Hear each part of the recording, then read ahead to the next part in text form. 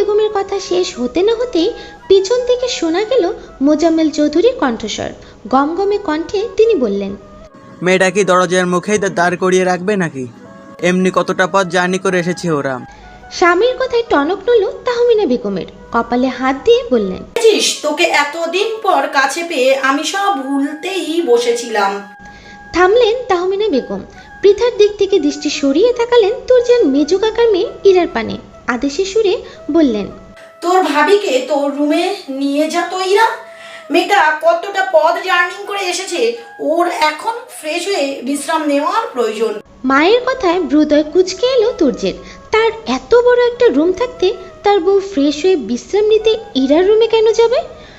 তুর্য চোখ ছোট ছোট করে তাকালো মায়ের পানে। সন্ধিহান কণ্ঠে প্রশ্ন করল, আমার রুম থাকতে আমার বউ বিশ্রাম নিতে এরা রুমে কেন যাবে? তাহমিনা বেগম ঘাড় বাঁকিয়ে তাকালেন ছেলের পানে। স্বাভাবিক কণ্ঠেই বললেন, কারণ ও তোর সাথে তোর রুমেই থাকবে না। প্রথম তুই বিয়ের আসরে ওকে ত্যাগ করেছিলিস, এটা তুমি ভুলে গেলেও আমি ভুলিনি। আর দ্বিতীয়, ওর এখনো 18 বছর হয়নি, তাই তোমরা আপাতত আলাদা থাকবে। তুর্য হতবাক হয়ে পড়ল মায়ের কথায়। এসব কি বলছে তার মা? সে পৃথার সাথে থাকতে পারবে না? এত বছর এত অপেক্ষার পর বউকে কাছে পেয়েও বউর থেকে আলাদা থাকতে হবে? 18 বছরের অপেক্ষা করতে হবে? না, এরা আর ভালো হতে দিল না তুর্যকে। রাজশাহী থেকে ফেরার পথে ছেলেটা বেশ সময় নিয়ে ভেবেছিল বউ নিয়ে বাড়ি ফিরেই ভালো হয়ে যাবে সে। এতদিন একা থাকলেও এখন বউ নিয়ে ফিরছে, একটা ভারভার্তিকতার ব্যাপার স্যাপারও তো আছে। কিন্তু না, এই পরিবারের মানুষগুলোর জন্য আর ভালো হওয়া হলো না তুর্যের। ছেলেটা উঠে দাঁড়ালো। মায়ের কথার বিরোধিতা করে সে বলল, অসম্ভব। এত যুদ্ধ করে বউ এনেছি আলাদা থাকার জন্য নাকি? আমি আমার বউ ছেড়ে এক মুহূর্তের জন্য একা থাকতে পারবো না। পৃথা ভরকালো, হতবাক নয়নে তাকালো তুর্যের পানে। বাড়িতে বাবা মা ভাই বোন চাচা চাচি এতগুলো লোকের সম্মুখে মানুষটা কেমন নির্লজ্জের ন্যায় অকপটে বলল বউ ছাড়া থাকতে পারবে না। তুর্যের লজ্জা না থাকলেও পৃথার লজ্জা লাগা শুরু করলো ভীষণ। চিৎকার করে বলতে ইচ্ছে করলো, চুপ করুন নির্লজ্জ পুরুষ মানুষ। বাবা মা চাচা চাচিকে তো একটু তোয়াক্কা করুন। কিন্তু আফসোস, পৃথা এমন কিছুই বলতে পারল না। আজ এত বছর পর প্রথম এ বাড়িতে এসেছে, তাও নতুন বউ হিসেবে। এখনই এসব কথা বলা মোটেও শোভা পায় না তার। পৃথা নিজের লজ্জা নিয়েই নত মস্তিষ্কে বসে রইল। তাহমিনা বেগমও ছেলের এহেন বেলাজ কথায় আশ্চর্য হলেন ভীষণ। তার ছেলে আগে তো এতটা বেলাজ ছিল না। বিদেশ থেকে ফিরে আসার দিন আর আজ এই 2 দিনেই ছেলের নির্লজ্জ ধাঁচের কথায় বিরক্ত তিনি। তাহমিনা বেগম কপাল কুঁচকে তাকালেন ছেলের পানে। বিরক্তি নিয়ে বললেন, এইসব কথা বিয়ের আসর ছেড়ে যাওয়ার সময় মনে ছিল না তোমার? এখন এইসব নির্লজ্জ ধাঁচের কথা বন্ধ করে নিজের রুমে যাও, ঝামেলা করো না। তুর্য তাকালো মায়ের পানে, দাঁতে দাঁত চেপে বলল, আমি মোটেই ঝামেলা করছি না মা, ঝামেলা করছো তুমি। এতদিন ধরে অপেক্ষা করে ওই রাজাকার জনগোষ্ঠীর সাথে যুদ্ধ করে বউকে নিয়ে এসেছে কি আলাদা থাকার জন্য? তাহমিনা বেগম তেতে উঠলেন, ধমকের সুরে বললেন, তুর্য। তুর্য ততটা পাত্তা দিল না মায়ের ধমকে। সে তাকালো বাবার পানে, হুমকি দিয়ে বলল, বাবা, তোমার বউকে ধারণ করো। তোমার বউ আরেকটা বার যদি আমার বউকে আমার থেকে আলাদা করার চেষ্টা করে, তবে আমিও কিন্তু তোমাকে তোমার বউয়ের থেকে আলাদা করে দেব। মোজাম্মেল হক কেসে উঠলেন ছেলের কথায়। বাড়ির সবাই ঠোঁট টিপে হাসছে মা ছেলের কাণ্ডে। যেমন মা তেমন তার ছেলে, দুজনের কেউ কারো থেকে কম যায় না। কিন্তু এর মাঝখানে ফেসে গেলেন মোজাম্মেল হক। লোকটা হাঁসফাঁস করে উঠলেন। সে ঠিক জানে ছেলে তার এক কথার মানুষ। ছেলে যখন বলেছে পৃথার সাথে তাকে থাকতে না দিলে সেও তাহমিনা বেগমের থেকেও তাকে আলাদা করে দিবে, তার মানে করবেই করবে। শেষে কিনা এই বুড়ো বয়সে তাকে বউ ছাড়া হতে হবে। মোজাম্মেল হক তাকালেন স্ত্রীর পানে, আমতা আমতা করে বললেন, বলেছিলাম কি তাহমিনা? ব্যাস এইটুকু বলেই থামতে হলো তাকে। তাহমিনা বেগম জ্বলে উঠলেন, ঝাঁঝালো কণ্ঠে বললেন, একদম ছেলের হয়ে সুপারিশ করবে না আমার কাছে। আমি যখন বলেছি ওরা আলাদা আলাদা থাকবে, তার মানে আলাদাই থাকবে। তুর্য তেতে গেল, ক্রোধিত কণ্ঠে বলল, 7 বছর পর দেশে ফিরেছিলাম, বউয়ের খোঁজ করেছে, তোমাদের কাছে বারবার জিজ্ঞেস করেছে আমার বউয়ের কথা। একটা মানুষ আমাকে সাহায্য করেনি, এখন যখন নিজের যোগ্যতা খুঁজতে খুঁজতে বউকে পেয়েছে, তখন উঠে বলে লেগেছে আমাকে বউয়ের থেকে আলাদা করতে। তা তো আমি হতে দেবো না। তাহমিনা বেগম তেতে উঠলেন, তুর্যকে শাসিয়ে বললেন, তুমি কিন্তু এখন বাড়াবাড়ি করছো তুর্য। আর তাছাড়া আমি তো তোমাকে আমার বউ এর থেকে সারা জীবনের জন্য আলাদা থাকতে বলিনি। ওর 18 বছর বয়স হোক, তারপর না হয় একসাথে থাকবে। আর তো মাত্র কয়টা দিন। তুর্যের মেজাজ গরম হলো। 10 বছর বয়সে মেয়েটাকে জোর করে বিয়ে দিয়ে এখন একটা নাটক শুরু করেছে সবাই মিলে। 10 বছরের একটা মেয়েকে 20 বছরের এক যুবকের সাথে বিয়ে দিতে এদের কারো বিবেকে বাঁধেনি। এখন 17 বছরের একটা মেয়েকে তার স্বামীর কক্ষে পাঠানোতে বিবেকে বাঁধছে। 18 বছর না হলে স্বামীর সাথে থাকা যাবে না, অথচ 10 বছরের মেয়েকে জোর করে বিয়ে দেওয়া যাবে। কি অমায়িক যুক্তি এদের! আচ্ছা, তখন যদি তুর্য বিয়ের আসর ছেড়ে বিদেশে না যেত, পিতার সাথে থাকতে চাইতো, তখন কি করতো এরা? একজন 10 বছরের মেয়ের কোনো শারীরিক চাহিদা নাই থাকতে পারে, কিন্তু একজন 20 বছরের যুবকের শারীরিক চাহিদা অবশ্যই ছিল। নিজেকে বিবাহিত জেনে সে যদি তখন নিজের শারীরিক চাহিদাকে নিয়ন্ত্রণ না করতে পারত, তখন কি হতো? নিশ্চয়ই ভুগতে হতো এই ছোট্ট মেয়েটাকে। তুর্য ক্রোধে দিশেহারা হলো, শক্ত কণ্ঠে বলল, আমার বউ আমার সাথে আমার কক্ষেই থাকবে, দেখি কি আটকায়। তাহমিনা বেগম দাঁতে দাঁত চাপলেন, কটমট করে বললেন, বাবা, আমি চাচা চাচির সম্মুখে তোমার এইসব কথা বলতে একটুও লজ্জা করছে না তুর্য? নির্লজ্জ ছেলে একটা। তুর্য মুখ বাঁকালো, ভাবলেশীনভাবে বলল, ঘসেটি বেগমের ছেলে তো, তাই লাজ লজ্জা একটু ছোটবেলা থেকেই কম আমার।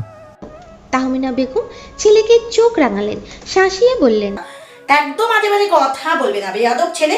এত বছর বিদেশের মাটিতে থেকে লাজ লজ্জা ছোট বড় সব জ্ঞান কি গুলিয়ে খেয়েছো?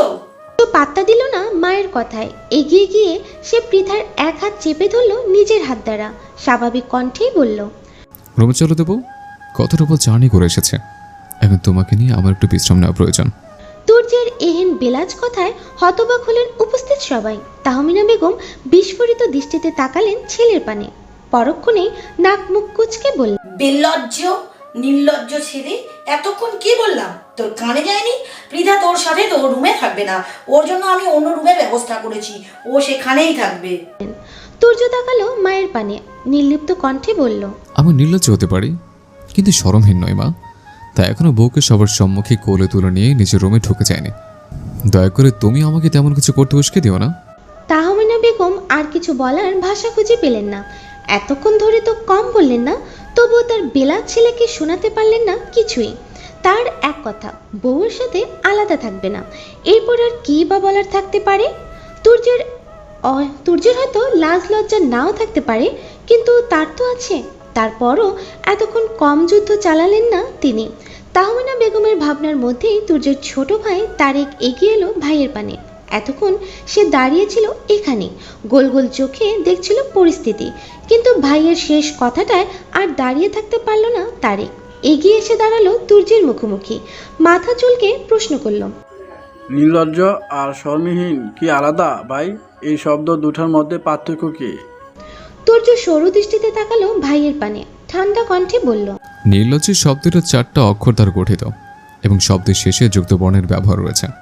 আর শরমহীন শব্দটা 5 অক্ষর দ্বারা গঠিত এবং পুরো শব্দটাতে কোনো যুক্ত বর্ণ নেই। ভাইয়ের কথা শুনে ভ্যাবাচাকা খেয়ে গেল তারেক। পৃথার থেকে বছর খানেকের বড় হবে সে। এবারে এইচএসসি পরীক্ষা দিয়েছে ছেলেটা, শ্রেণীতেও মেধাবী হিসেবে বেশ নামডাক আছে তার। কিন্তু এত পড়াশোনা এবং এত বইয়ের মধ্যেও নির্লজ্জ আর শরমহীন শব্দের এমন কোনো পার্থক্য কখনোই খুঁজে পায়নি। ছেলেটা গভীর চিন্তায় নিমগ্ন হলো। এতদিন তার পড়াশোনায় ভুল ছিল, নাকি তার বিলেত পাশ করা ভাই ভুল বলছে? তুর্য এর মধ্যেই পৃথার হাত ধরে টান লাগালো, আবারও বলল, রুমে চলো বউ। পৃথা হাঁসফাঁস করছে, লজ্জা লাগছে তার। তাহমিনা বেগম এত করে বললেন দুজনের আলাদা রুমে থাকার কথা, সেখানে কিভাবে সে ঢ্যাং ঢ্যাং করে তুর্যের রুমে গিয়ে থাকবে? তাছাড়া তুর্যকে চিনেই বা কয়দিন সে? যতই বিয়ে হোক, এভাবে হঠাৎ এক পুরুষের সাথে এক কক্ষে একসাথে থাকতে যে কোনো মেয়েরই ইতস্তত লাগবে। তার উপর যদি হয় আবার আলাদা রুমে থাকা নিয়ে এত ঘটনা। পৃথায় ঠায় দাঁড়িয়ে রইল।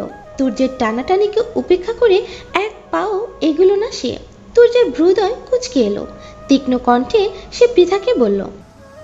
তুমি আমার সাথে আমার রুমে যাবে, নাকি আমি এবার সত্যি সত্যি কোলে নিব তোমায়? পৃথা শিউরে উঠল। সে বেশ জানে এই পুরুষ বিদেশ ফেরত নির্লজ্জ। তার কথা অমান্য করলে যখন বলেছে কোলে নেবে তখন সে কথা তুর্য রাখবে। স্থান কাল পাত্র কোনো কিছুই বিবেচনা করবে না। পৃথা আর চোখে একবার তাকালো উপস্থিত সবার পানে। এতগুলো মানুষের মধ্যে কোলে নিলে তাকে হয়তো আরও বিশ্রী একটা পরিস্থিতিতে পড়তে হবে। প্রথম দিন শ্বশুরবাড়িতে ঢুকেই মান ইজ্জতের দফা রফা হয়ে যাবে নির্ঘাত। তার থেকে এই মুহূর্তে তুর্যের কথা শোনায় শ্রেয় বলে মনে হলো পৃথার। মেয়েটা তুর্যের পিছু পিছু পা বাড়ালো। তুর্যের ওষ্ঠে বিশ্বজয়ের হাসি ফুটে উঠল। সে পৃথার এক হাত বগল দাবা করে তাকালো মায়ের পানে। ওষ্ঠে হাসি বজায় রেখেই বলল, দোয়া করো মা, বিশাল এক যুদ্ধ শেষে তোমার ছেলে তার বউকে নিয়ে রুমে যাচ্ছে। তাহমিনা বেগম তেতে উঠলেন। তুর্যের পানে তেড়ে গিয়ে বললেন, হদর ছাড়া তুই, এক চড়ে তোর হাসি বের করে দিচ্ছি বেয়াদব। মায়ের কথা শুনে তুর্য নিজের পায়ের গতি বাড়ালো। বলা তো যায় না কখন এসে পিছন থেকে তার বউকে টেনে ধরে। ব্যস্ত হয়ে ছেলেটা পৃথাকে নিয়ে কেটে পড়ল। দ্রুত নিজের কক্ষে ঢুকে ঠাস করে দরজাটা আটকে দিল। তাহমিনা বেগম গর্জে উঠলেন আরও। ছেলের সাথে না পেরে তাকালেন স্বামীর পানে। ঝাঁঝালো কণ্ঠে বললেন, দেখলে দেখ তোর কীর্তিকলা। মোজাম্মেল চৌধুরী এগিয়ে এলেন স্ত্রীর পানে। তাকে সান্ত্বনা দিয়ে বললেন, আহা, রাগ করো না তাহমিনা। অতিরিক্ত রাগ তোমার শরীরের পক্ষে ভালো না, পেশার ফল করতে পারে। তাহমিনা বেগম অগ্নিদৃষ্টিতে তাকালেন স্বামীর পানে। দাঁতে দাঁত চেপে বললেন, এই তোমার লাইফে এ ছেলেটা এমন বকে গেছে, যেমন বাপ তেমন তার ছেলে। মোজাম্মেল চৌধুরী মনে মনে ভেঙচি কাটলেন। চিৎকার করে বলতে চাইলেন, ওখানে যেমন বাপ তেমন তার ছেলে হবে না, হবে যেমন মা তেমন তার ছেলে। এই ছেলে মোটেও আমার মতো হয়নি, হয়েছে একদম তোমার মতো, যেন মায়ের কার্বন কপি। মনে মনে একথা বললেও মুখে কিছুই বলতে পারলেন না মোজাম্মেল চৌধুরী। পুরুষ মানুষ বাইরে যতই বাঘ হোক না কেন, স্ত্রীর সম্মুখে তারা সর্বদাই বিড়াল। মোজাম্মেল চৌধুরীও তার ব্যতিক্রম নয়। বাইরে কত বড় ব্যবসা সামলায়, বড় বড় জনমানবের সাথে ওঠা বসা তার, অথচ বাড়িতে বউর সম্মুখে কণ্ঠে কথাই বের হতে চায় না। তার উপর এখন তার বউ যে পরিমাণ রেগে আছে, তাতে কিছু বললে ছেলেকে রেখে তাকেই গরম তেলে ভাজা ভাজা শুরু করবে। মোজাম্মেল চৌধুরী মনের কথা মনেই চেপে রাখলেন। ব্যস্ত হলেন স্ত্রীকে শান্ত করতে। কক্ষে ঢুকতেই হাঁপাতে লাগলো তুর্য। যেন কত বড় লড়াই করে ফিরেছে সে। কিঞ্চিত সময় নিয়ে নিজেকে ঠিক করলো ছেলেটা। অতঃপর স্বাভাবিক কণ্ঠেই পৃথাকে বলল, যাও ফ্রেশ হয়ে এসো তাড়াতাড়ি। পৃথা শুনল তুর্যের কথা, কিন্তু গেল না সে ফ্রেশ হতে। দাঁড়িয়ে দাঁড়িয়ে উসকুস করছে মেয়েটা। তখন পরিবারের উপরে অভিমান করে এক কাপড়ে বাড়ি থেকে বেরিয়ে এসেছিল পৃথা। মোবাইলটা পর্যন্ত সাথে আনা হয়নি। এই শাড়ি ছেড়ে ফ্রেশ হয়ে একটু কোমল পোশাক তো তারও পরতে ইচ্ছে করছে, কিন্তু শাড়ি ছেড়ে পরবে কি? কিছুই তো আনা হয়নি। মুখ ফুটে তুর্যকেও বলতে পারছে না কিছু। লোকটা আবার কি না কি মনে করে। তাছাড়া এখন অবধি তুর্যের সাথে ততটাও ফ্রি নয় সে। সাধারণ কিছু বলতে গেলেও অস্বস্তি লাগে। পৃথাকে ফ্রেশ হতে যেতে না দেখে তার পানে তাকালো তুর্য। হয়তো বুঝলো মেয়েটার উসকুসের কারণ। তুর্য পকেট থেকে মোবাইল বের করলো। কাউকে কল করে শুধুমাত্র বলল, লাগেজগুলো রুমে দিয়ে যা। খানিকক্ষণ সময় অতিবাহিত হতেই বন্ধ দরজায় টোকা পড়ল। তুর্য দরজাটা খুলে দিতেই আরুষ দুটি বড় বড় লাগেজ নিয়ে ঢুকলো ভিতরে।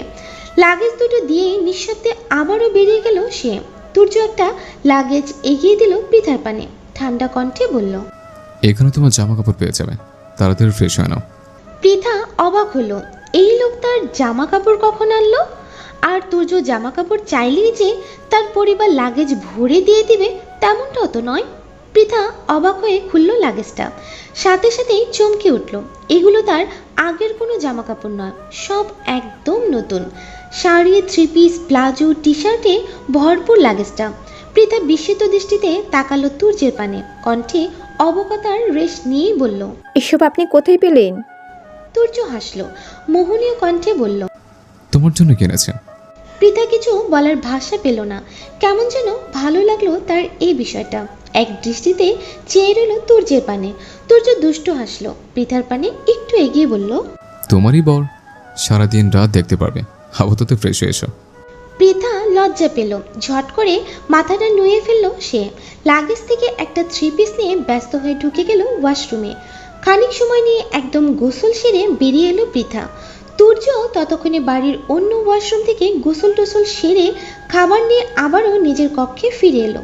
দরজা খুলে ভেতরে ঢুকতেই থমকে গেল ছেলেটা। একই রূপ পৃথার। গোসল সেরে মাথার তোয়ালে পেঁচিয়েছে মেয়েটা, মুখটাও ভীষণ স্নিগ্ধ লাগছে। চোখ মুখে এখনো মুক্ত দানার ন্যায় ছিটে ফোটা পানির দেখা মিলছে। তুর্যের কেমন ঘোর লেগে যাচ্ছে, ইচ্ছে করছে একটু ছুঁয়ে দিতে।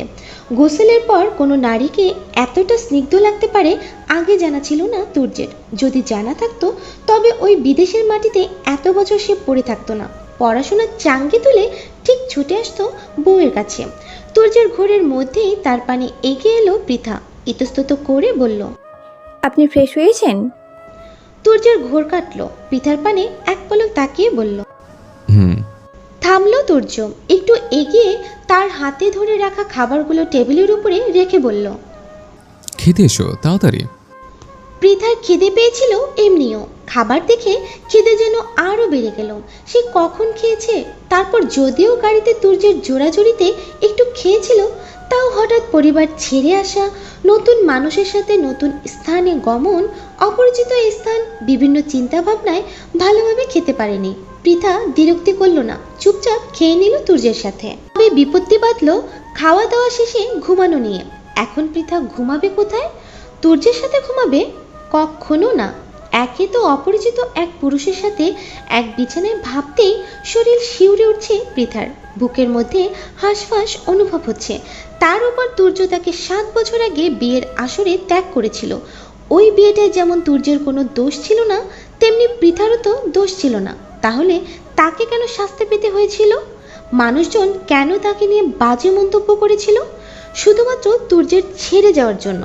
পৃথা চোখ ঘুরিয়ে দেখলো কক্ষের চারিদিকে, বিছানা ছাড়াও সোফা রয়েছে কক্ষে।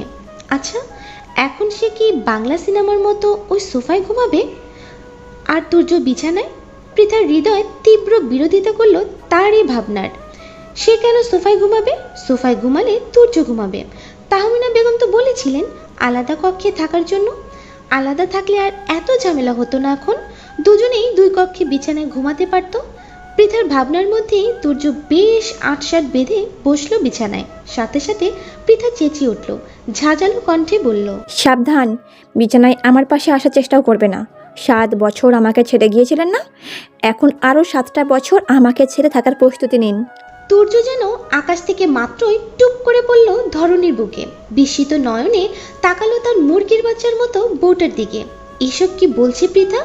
বিছানায় আসতে পারবে না? আরও 7 বছর বউ ছেড়ে দূরে থাকতে হবে? তুর্যের মাথায় চক্কর দিয়ে উঠল। পরক্ষণে সে নিজের হাত উঁচিয়ে হাতের করগুলো এক এক করে গুনতে শুরু করলো। এখন যদি তুর্যের বয়স 27 বছর হয়, তবে 7 বছর পর কত হবে? এক এক করে গুনল। 28, 29, 30, 31, 32, 33, 34। তুর্যের চোখগুলো বড় বড় হলো। 7 বছর পর তার বয়স 34 হবে। তুর্য তাকালো বউয়ের পানে, চোখ বড় বড় রেখেই শুধালো, তুমি কি আমাকে আমার বাচ্চাদের থেকে আব্বা ডাক সরানোর বদলে দাদা ডাক সরানোর পরিকল্পনা করছো বউ? পৃথা ভরকালো, এই পুরুষ এসব কি বলছে? এখন অব্দি বিয়েটাই ঠিকভাবে মানা হলো না, এর মধ্যে বাচ্চা কাচ্চা কোথা থেকে এলো? বেলাস বেশরম পুরুষ কোথাকার! কত দূর অব্দি চিন্তা করে ফেলেছে ভাবতেই শিউরে উঠল মেয়েটা। পৃথা কটমট করে তাকালো তুর্যের পানে, দাঁতে দাঁত চেপে বলল, আপনি বিছানা থেকে উঠুন তাড়াতাড়ি, এখানে আমি একা ঘুমাবো। তুর্য বিছানা ছেড়ে উঠল না, বরং সরু দৃষ্টিতে তাকালো পৃথার পানে, কপাল কুঁচকে শুধালো। তাহলে আমি কোথায় ঘুমাবো? পৃথা নিজের ডান হাত উচালো, এক আঙ্গুল দিয়ে ইশারা করলো সোফার পানে, অতঃপর পরিষ্কার কণ্ঠে বলল, সোফাই। তুর্য ডানে বামে মাথা ঝাঁকিয়ে না বোঝালো তৎক্ষণাৎ, জোরালো কণ্ঠে বলল, এত যুদ্ধ বিগ্রহ করে বউ এনেছে আলাদা ঘুমানোর জন্য? আশ্চর্য। পৃথা তীক্ষ্ণ দৃষ্টিতে তাকালো তুর্যের পানে, শক্ত কণ্ঠে বলল, হ্যাঁ, আলাদা ঘুমানোর জন্যই তো এনেছেন। 7 বছর তো খুব ছেড়ে থেকেছিলেন আমাকে, এখন আরও 7টা বছর দূরে থাকবেন। তুর্য ভ্রু কুঁচকে কিঞ্চিত সময় নিয়ে তাকিয়ে রইল পৃথার পানে, অতঃপর হুট করে একটু একটু এগিয়ে গেল মেয়েটার নিকট, মৃদু কণ্ঠে বলল, এখনো তো প্রাপ্তবয়স্ক নয় তুমি, তারপর যদি আবার ফিরতাম ওই 7 বছরের মধ্যে, সামলাতে পারতে আমাকে? পৃথার ভ্রুদয় কুঁচকে এলো। মেয়েটা কয়েক সেকেন্ড সময় নিল তুর্যের কথার মানেটা বুঝতে, তবে সম্পূর্ণভাবে পৃথার মস্তিষ্কে কথাটা পৌঁছাতেই কান গরম হয়ে উঠল। বিস্ফোরিত দৃষ্টিতে তাকালো সে তুর্যের পানে। ছি, কি নির্লজ্জ কথাবার্তা! সামলাতে পারতো মানে কি? পৃথা জ্বলে উঠল, ঝাঁঝালো কণ্ঠে বলল, অসভ্য বেশরম, বিছানা থেকে উঠুন আপনি। আমি আপনার সাথে এক বিছানায় ঘুমাবো না, কিছুতেই না। বিয়ের আসরে না হয় ক্রোধের বশে আমাকে ত্যাগ করেছিলেন, আমিও তার জন্য আপনাকে মাপ করে দিয়েছি, কিন্তু এর পরবর্তীতে 7টা বছর কি হয়েছিল? কেন কেন একটিবারও আমার খোঁজ নেননি? এর জন্য আমি আপনাকে মাপ করব না। তুর্য অস্থির হলো, ব্যগ্র কণ্ঠে বলল, তোমার সাথে আমার জোর করে বিয়ে দেওয়া এবং আমার ক্রোধে বিয়ের আসর ত্যাগ, কোনোটাই তোমার অজানা নয়। বিয়ের আসর ত্যাগের 1 মাসের মাথাতেই আমি দেশ ছেড়েছিলাম, পাড়ি জমেছিলাম ইংল্যান্ডে, কিন্তু সেখানে গিয়ে আমি শান্তি পাইনি। প্রতিটি মুহূর্তে তোমার অবাধ্য পিছুটান আমাকে তাড়া করে বেরিয়েছে। বারবার মনে হয়েছে আমি ভুল করেছি। যতই জোর করে বিয়ে হোক না কেন, বিয়েটা তো হয়েছে। আবার তোমার আর আমার বয়সের পার্থক্য ভেবে বারবার পিছিয়ে গিয়েছে। বিশ্বাস করো, আমি তোমাকে অনেক ভোলার চেষ্টা করেছি, কিন্তু পারিনি। তোমাকে ভুলতে আমি অন্য মেয়েদের সান্নিধ্য পর্যন্ত যাওয়ার চেষ্টা করেছি, কিন্তু এইটুকু বলেই থামতে হলো তুর্যকে। পৃথা জ্বলে উঠল, ক্রোধিত কণ্ঠে বলল, আমাকে ভোলার জন্য আপনিও অন্য মেয়েদের সান্নিধ্যে গিয়েছিলেন? লুচ্চা বেড়া! এতক্ষণ তো আপনাকে যাওয়া মাপ করতাম, এখন তো মাপ করার কোনো প্রশ্নই ওঠে না। দূর হন আপনি আমার চোখের সামনে থেকে, আমার বিছানা থেকে। তুর্য ভ্যাবা জায়গা খেয়ে গেল পৃথার কথায়। সে বেশ ভালোই বুঝলো আবেগের বশে ভুল স্থানে ভুল কথা বলে ফেলেছে। এখন কি হবে? বউ যে তার রেগে গেছে ভীষণভাবে। আগে তো শুধুমাত্র বিছানা ছাড়ার কথা বলেছিল, এখন তো চোখের সামনে থেকেও দূর হতে বলছে। তুর্য ব্যস্ত হলো, পৃথাকে ঠান্ডা করতে বলল, কোনো মেয়েদের সান্নিধ্যে যাইনি আমি, শুধুমাত্র যাওয়ার চেষ্টা করেছিলাম। পৃথা ঠান্ডা হলো না, বরং দাঁতের দাঁত চেপে বলল, চেষ্টা তো করেছেন। থামলো পৃথা, তুর্যের পানে আঙুল তুলে বলল, এই এই এই আপনি এখনো বিছানায় কি করছেন? আপনাকে আমার সহ্য হচ্ছে না, বিছানা ছাড়ুন দ্রুত। তুর্য নিজের জালে নিজেই ফেসেছে। বেচারার এখন ইচ্ছে করছে নিজের চুলগুলো নিজে টেনে টেনে ছিঁড়তে। কে বলেছিল আবেগের বশে তাকে অন্য মেয়েদের কথা বলতে? ওইটা ছাড়া তো বাকি সব বলতে পারতো। তাহলেই হতো। তুর্য ঢোক গিলল, করুণ কণ্ঠে বলল, তোমাকে ছাড়া আমি কোনো মেয়েদের সান্নিধ্যে যাইনি বউ, এটা শুধুমাত্র একটুখানি চেষ্টা করেছিলাম, যে চেষ্টা আমি কখনো সফল হয়নি। পৃথা মানল না তুর্যের কথা, চেঁচিয়ে উঠল সে, হুমকি দিয়ে বলল, আপনার কোনো কথা আর আমি শুনতে চাইছি না। আপনি বিছানা থেকে উঠবেন নাকি আমি নিজের রুমে থেকে বেরিয়ে যাব? কথাটা বলেই পৃথা রেগে মেগে উঠে দাঁড়ালো বিছানা ছেড়ে, পা বাড়ালো দরজার দিকে। তুর্য ভরকালো, তড়িঘড়ি করে সে বিছানা থেকে উঠে দাঁড়ালো, ব্যস্ত হয়ে বলল, আমি উঠছি তুই বিছানা ছেড়ে, সোফায় যাচ্ছি আমি, তবুও তুমি বাইরে যেও না।